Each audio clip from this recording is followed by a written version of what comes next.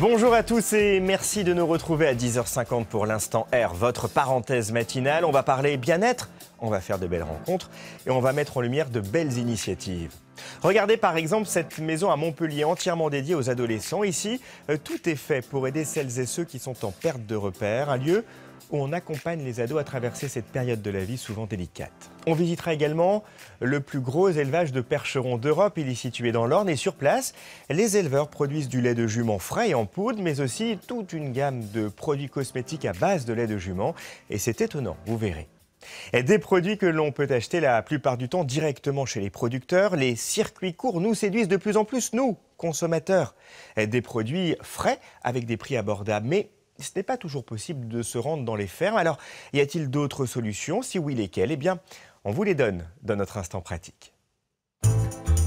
Manger mieux, manger français, manger local, nous sommes de plus en plus nombreux à vouloir consommer autrement et à privilégier le circuit court. Pas toujours facile pour autant au quotidien de se rendre à la ferme pour acheter directement aux producteurs. L'instant pratique vous donne donc quelques clés pour favoriser les filières courtes. Première astuce, rendez-vous dans des magasins de producteurs directement gérés et approvisionnés par les agriculteurs de votre région. La cuisson du saucisson à cuire, Bernard. 40 minutes dans l'eau, vous pouvez le faire au four aussi. Bernard élève des porcs, il est aussi vendeur de ses produits dans cette boutique de Saône-et-Loire. On vit notre produit jusqu'au bout, on le fait naître, on l'élève, on le transforme et on le vend localement. C'est vrai que c'est très bénéfique, ça permet d'avoir des contacts avec les gens, on leur explique comment on travaille et du coup ça crée des liens, ça tisse des amitiés. Avoir un contact direct avec l'agriculteur, ça n'a pas de prix et pour lui, ça a le goût du juste prix puisque c'est le producteur qui fixe le tarif de sa marchandise. Pour ceux qui veulent faire leur shopping à n'importe quelle heure, nous avons aussi la solution, les casiers fermiers en libre service, comme ici à Toulouse.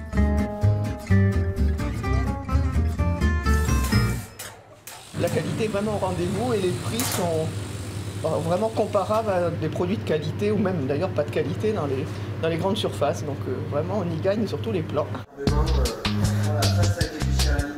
Autre possibilité, la livraison à domicile par Chronopost, c'est tout nouveau. Alors on essaie de travailler du poisson, bien sûr il est frais, de la nuit. Et il faut que ça parte dans les 24 heures, il faut que ça arrive chez les clients. Une jeune entreprise parisienne a créé une plateforme d'expédition par Internet de produits frais, ouverte aux professionnels comme aux particuliers.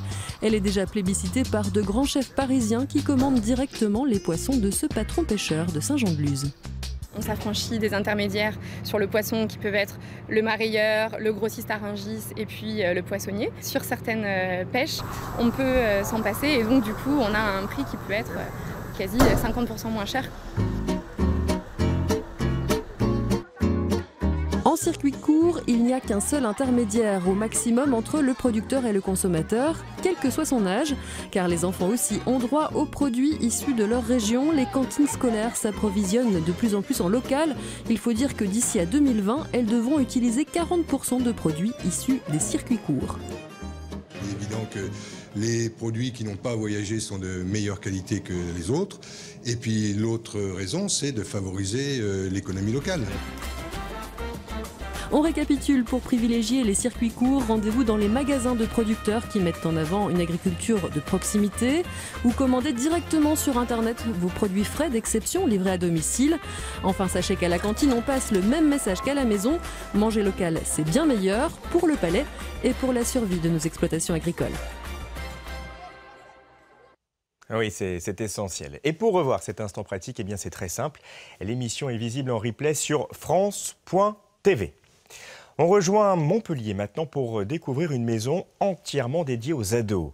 Ici, on les aide, on les écoute et quand on sait que plus de 40% des jeunes de plus de 15 ans et plus seraient en situation de souffrance psychologique, eh bien on se dit que ce site est plus qu'utile.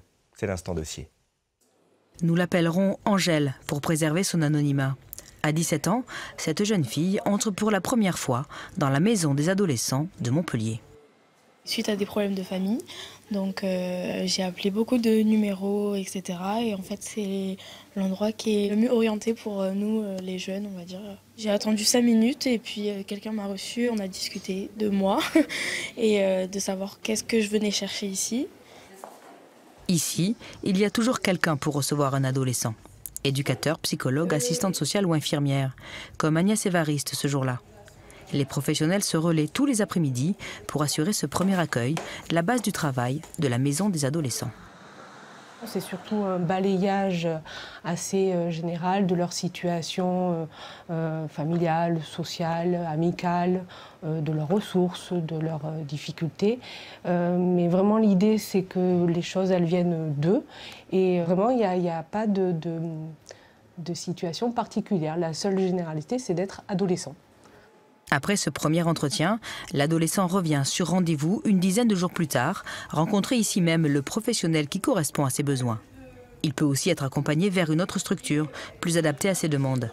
Ces parcours encadrés, sur mesure, vite mis en place et gratuits, couvrent l'ensemble des maux de l'adolescence, du petit bobo au grand tracas.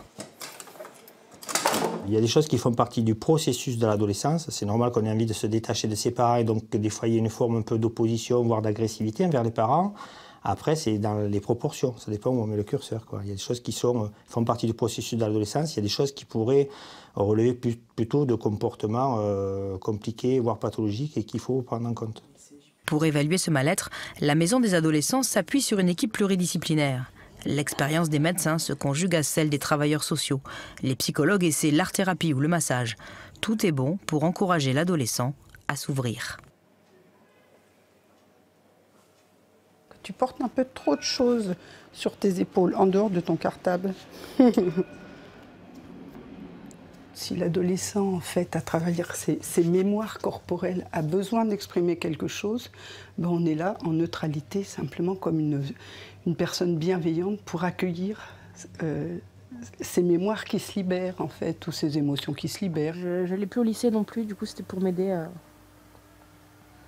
C'était juste pour m'aider, en fait. Il y a des gens ici qui peuvent aider. Aider l'adolescent, c'est aussi souvent soutenir ses parents. Des groupes de parole ont été créés spécialement pour eux. Nous avons rencontré 2 mères de famille qui ont participé à ces réunions pendant 6 mois. Ce groupe de parole, ça m'a permis de comprendre que déjà j'étais pas seule et qu'être parent d'ado, c'était quelque chose qui pouvait être compliqué. Et qu'il fallait avoir l'humilité aussi de demander de l'aide et pas rester à avoir une vie de plus en plus compliquée. On nous donne des clés, oui, pour au moins se dire, ben voilà, un ado, c'est comme ça, il traverse ça, on est dans une société compliquée. Et malgré ce que peut nous dire l'école ou les amis ou la famille, il faut accepter notre enfant comme il est. En tout cas, mieux les comprendre, ça aide à relativiser. En 2017, la Maison des adolescents de Montpellier a suivi 1400 familles. Et pour en savoir plus sur cet établissement, eh bien, il y a ce site, regardez, mda34.org. On vient donc de découvrir cette structure qui aide les adolescents. On va maintenant s'intéresser à une initiative assez inattendue menée dans l'Orne pour aider les habitants éloignés des grandes villes et privés de médecins. L'hôpital de la Ferté-Macé fait désormais appel à des praticiens à la retraite. Ils sont quelques-uns renoués avec la blouse blanche et le stéthoscope. Rappelé à la rescousse, Jean-Pierre Gresson a repris son stéthoscope. Interrompu sa retraite, à 70 ans, il consulte à nouveau. Qu'est-ce qui vous amène, monsieur? J'ai un problème à la cheville depuis le mois d'août. Et ça ne se résorbe pas. Ce jour-là, c'est toujours présent. Tous mes collègues sont surbookés. Les 2 médecins qui restent en ville ne peuvent pas absorber toute la population. C'est pas possible.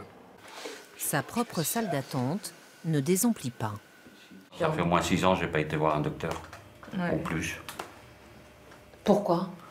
J'y vais, ils ne peuvent pas me prendre, alors j'y vais plus. Ça m'effraie, parce que vous savez, c'est un truc de rien du tout. Vous savez, quand on est vieux, on fait une grippe, on est comme des loques, là. D'abord, on en meurt, bon. Vous croyez qu'on est capable de prendre une voiture et d'aller chez le médecin à 30 ou 40 km? Nous sommes à la Ferté-Macé, dans l'Orne, un bassin de population de 15 000 habitants et plus que 2 généralistes. Alain Bugot, 65 ans, a donc lui aussi décidé de reprendre du service. Il est vrai que depuis 10 ans, tous les médecins qui sont partis à la retraite n'ont jamais été remplacés. J'avais mis une annonce et puis j'ai eu aucune réponse. Je crois bien qu'elle n'a même jamais été lue. Alors... Pas de successeur. Médecin de campagne, ça ne fait pas rêver les jeunes. Alors l'hôpital a monté son propre cabinet, recruté 4 généralistes retraités qui travaillent chacun 2 demi-journées par semaine. Ils sont salariés. L'intérêt de ça, c'est de permettre de refaire de la consultation sans s'occuper de rien. On ne s'occupe plus de la comptabilité, on n'a rien à gérer, c'est l'hôpital qui gère tout. Ah oui. Consultation médecine générale, bonjour. Des rendez-vous tous les quarts d'heure. Leur agenda est déjà complet, une semaine à l'avance. Mais ce dispositif ne règle pas tout. À quelques mètres de là, au service des urgences, où nous emmène le docteur Gresson, il y a toujours du monde, beaucoup de monde. Donc, vous êtes tous ici parce que vous n'avez pas trouvé de médecin pour vous soigner, pour une grande part, non? Il n'y a pas de véritable urgence vitale. Vous êtes d'accord? Non. Vous manquez de médecins. Voilà. Ce sera dit. Alors, quelle est la solution? Faut-il contraindre les jeunes médecins à s'installer là où il y a des besoins? Oui, selon le directeur de l'hôpital. Je pense qu'à l'issue de leur formation, ça pourrait être légitime de demander pendant 2 ou 3 ans à un médecin de s'installer dans une zone qui est sous-dense ou qui présente une pénurie de médecins. En attendant la relève, les médecins retraités continuent le travail, encore un peu. Je ne pourrai pas tout le temps, je le sais. Je ne pourrai pas tout le temps. Mais tant que je peux, je le fais. L'Orne devrait encore perdre une partie de ses généralistes. 1 sur 4 aura l'âge de partir à la retraite d'ici 2020. Vous regardez l'Instant R et vous avez raison. Dans un instant, on va plonger dans l'histoire pour revivre l'arrivée du jazz en Europe. C'était en 1918 grâce à un chef d'orchestre, James Reese Europe. L'instant portrait lui sera consacré ce matin. On visitera également le haras de Pompadour. C'est en Corrèze et c'est l'un des plus importants haras nationaux. Il attire chaque année des milliers de visiteurs. Et avant cela, on va rester dans l'univers équestre pour découvrir un élevage de percherons dans l'Orne. Avec ses 200 chevaux, 110 juments et autant de poulains, ce site est une vraie référence en Europe. Ici, on conçoit notamment toute une gamme de produits avec le lait des juments. Ce n'est pas l'Ouest américain, mais l'Orne. On n'en voit plus beaucoup des troupeaux de chevaux en France, sauf ici où ces juments percheronnes sont élevées pour leur lait. Chaque matin à l'aube, au beau jour, elles rejoignent la stabulation, sans rechigner, sans chercher à s'enfuir, sans qu'on ait besoin de leur crier dessus, dans le calme et la gentillesse qui caractérisent ces anciens animaux de travail. Ils sont contents de venir. Moi j'adore. Et c'est vraiment un chouette moment. Passer des paddocks au bâtiment n'est en fait que la première phase de la journée. On passe 1 heure avec les chevaux à faire ça, mais on n'a pas encore trait. Alors qu'à la même heure, dans le bovin, on est en train de prendre le lait et puis on attend le soir pour prendre la deuxième traite. Donc nous, c'est presque l'équivalent du temps d'une traite sans traite. En termes d'organisation et de gestion de personnel, c'est un peu plus compliqué. Du coup, en 11 ans, Chevalet est passé de 0 à 7 salariés et de 80 à 200 chevaux. Et pour avoir du lait, il faut que les juments aient leurs poulains tout près d'elles. Si on leur enlève leur poulain, au bout de 24 heures, elles arrêtent de produire du lait. Après, on a deux manières de faire. Soit on retourne le poulain pour stimuler un petit peu l'éjection du lait, ou alors on masse la mamelle avec la main et du coup ça leur fait donner leur lait. Pour accompagner le tout, les mamans et leurs petits ont foin et enrubanage à volonté, des préparations maison et bio, comme il se doit. Le principe du bio, c'est qu'on va du sol, la plante, à l'animal. Donc nous, ça correspondait à notre philosophie, évidemment. Et puis ça m'arrange bien, effectivement, de ne pas avoir à traiter, à faire ce que mes confrères font. Mon système est basé sur essentiellement de l'herbe, donc l'herbe à la saison, évidemment. Et puis, évidemment, pour l'hiver, on fait du foin. Donc j'ai des parcelles de prairies naturelles que je fauche 1 fois. J'ai des parcelles que je fauche 2 fois. Et puis après, j'ai des parcelles de prairies temporaires, c'est-à-dire qui rentrent dans une rotation. Sitôt la traite terminée, le lait est transvasé au laboratoire où il est pasteurisé. Chevalet prélève de 4 à 8 litres de lait par jour et par jument. C'est le seul producteur de lait de jument frais au monde. Un peu plus loin, voici la nurserie. Dans ce champ, on garde les poulains qui ont moins de 5 semaines, trop petits pour absorber autre chose que le lait de leur mère. Celles-ci intégreront la laiterie dans quelques jours. Chevalet, c'est un coin de bocage à part. Une exploitation où il faut savoir faire tous les métiers. Le rêve et le combat d'un couple. Un idéal de vie et de production. Une petite niche dans un monde dont les règles changent brutalement. Un monde où l'on peut être contraint de tout arrêter. Du jour au lendemain. Voilà qui nous emmène tout naturellement dans l'un des plus importants haras nationaux, celui de Pompadour, c'est en Corrèze. Créé en 1764, il a su conserver son statut de référence dans le domaine équestre. Il attire chaque année des milliers de visiteurs. On y va. La phase finale avec Monde qui reprend les commandes sur la zip-top. 160 jours de manifestations par an, dont 6 championnats de France et 2 compétitions internationales. On accueille le artiste. Le haras de Pompadour est une référence dans le domaine équestre et en dehors. Pas besoin d'être un passionné de cheval pour apprécier le spectacle ou encore le cadre. Cet après-midi-là, un groupe de curieux découvre les écuries de l'Orangerie. On en entend beaucoup parler, donc c'est chouette de le découvrir en réel. Et en fait, moi, je suis arrivée dans la région il y a très peu de temps. Mais là, c'est voilà, très beau et très impressionnant à voir. Ici, 16 chevaux sont logés, nourris et soignés quotidiennement. Elle, c'est Amble de Pompadour. Elle est née ici. Arnaud l'entraîne depuis 1 an. Notre élevage, il est fait pour le sport, que ce soit pour la course ou pour les sports équestres. On a eu la chance d'avoir des chevaux sélectionnés pour des grosses échéances. Les bons chevaux sont toujours plus commercialement parlant, plus intéressants. Donc voilà, et après la course, c'est un peu la même chose, sauf qu'en course, il y a un système un peu différent et qui fait qu'on a un retour sur investissement qui est quand même plus rapide. On se met comme ça dessus. Voilà. Et après, on jambe. À 4 ans, Amble a déjà participé à quelques compétitions et a même remporté un concours interrégional. Mais elle commence tout juste sa carrière. Si elle est très très performante, elle ira peut-être dans une autre écurie, finir sa formation, enfin faire les plus gros concours. Mais pour le moment, elle n'est pas vouée à partir. Donc elle va rester à la maison, elle va aller remplacer sa maman normalement. Remplacer Algues Vertes dans quelques années au domaine de Chignac. Depuis 2010, les haras nationaux sont en difficulté. Et à Pompadour, berceau de la race anglo-arabe, la perte de la jumenterie de la rivière n'a pas aidé. Mais le haras réussit à maintenir son activité de reproduction. On avait une jumenterie où il y avait un troupeau d'une quarantaine de poulinières qu'on a pu conserver. C'est venu à Chignac puisque la jumenterie a été vendue. Et c'est pour continuer dans la filière anglo-arabe et pur sang arabe. On a notre labo pour inséminer. On ne peut pas monter un troupeau en 4-5 ans. Il faut des années et des années pour arriver à trouver la bonne souche, le bon père, etc. Donc c'est ce qui nous motive en plus. De retour à Pompadour, les agents se hâtent pour tout préparer entre 2 concours. Les visiteurs, quant à eux, profitent de l'arrivée des chevaux de compétition. C'est la première fois que je vois des chevaux d'aussi près. Et ça, j'adore ça. Ça te fait pas peur ? Non. À part quand ils font des cris. Rares donc sont les moments de calme en pleine saison. Les dernières manifestations équestres sont prévues pour la fin octobre.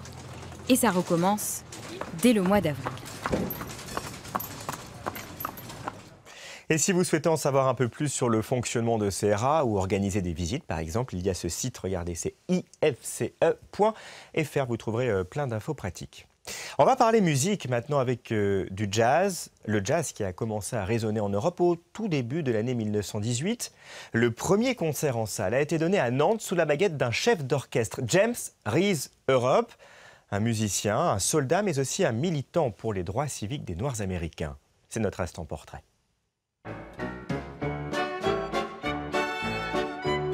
L'orchestre du 369e régiment d'infanterie de New York. Ce sont ces hommes qui, en 1918, apportent le jazz en Europe. Ils ont alors à leur tête un chef d'orchestre à l'histoire incroyable, James Reese Europe. Il débarque en France avec les autres soldats américains pour participer à la fin de la Première Guerre mondiale. Avant de rejoindre le front, il s'arrête à Nantes, au Théâtre Gralin, et c'est là qu'il dirige le premier concert de jazz donné en Europe le 12 février 1918.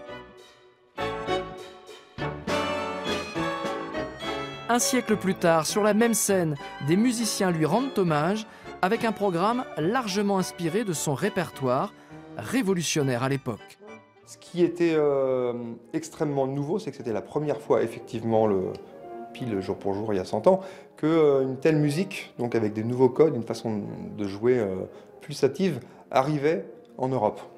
Donc eux, je ne pense pas qu'ils étaient absolument avant-gardistes dans leur propre fief, mais ils jouaient la musique de leur temps, qui pour le coup était super avant-gardiste par rapport à ce qui se pratiquait en Europe. À l'époque, aux États-Unis, James Reese Europe fait sensation avec le surnom de roi du jazz, The King of Jazz. Le roi du jazz, oui, absolument. Tous les musiciens étaient dans le sillage de mon grand-père. Il était l'inventeur de la musique jazz, du rythme syncopé, du son du big band, avec tout un tas d'instruments qu'on n'aurait jamais imaginés sur une même scène. Il a donné un concert au Carnegie Hall, où il y avait 10 pianos qui jouaient en même temps. Il était tellement incroyable dans sa méthode de composition et de direction. Il a tout initié.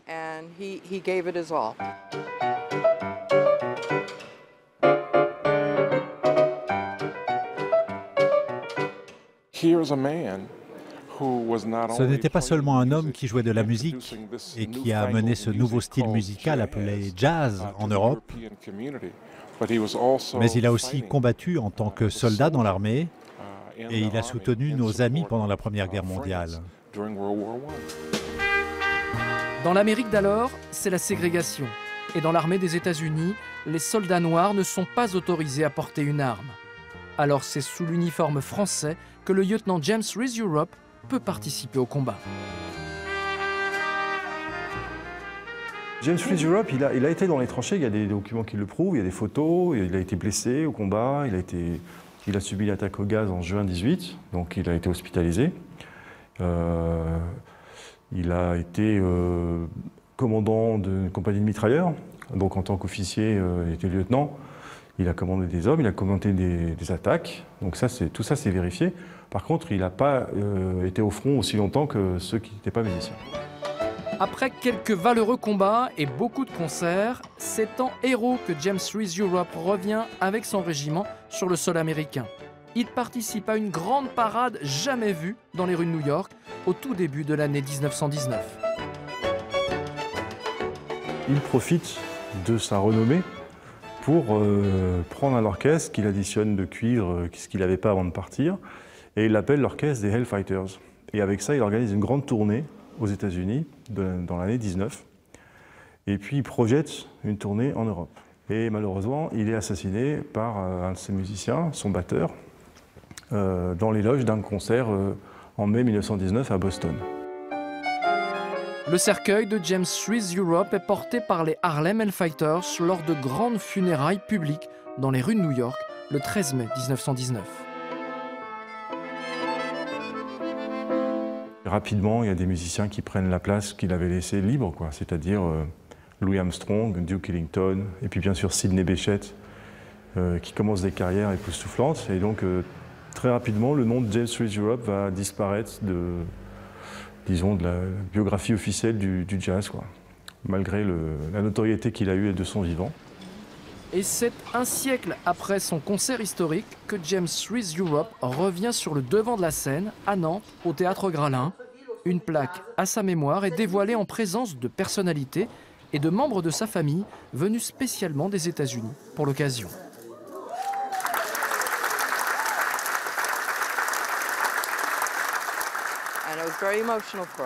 C'était très émouvant pour nous. Qu'avez-vous ressenti ?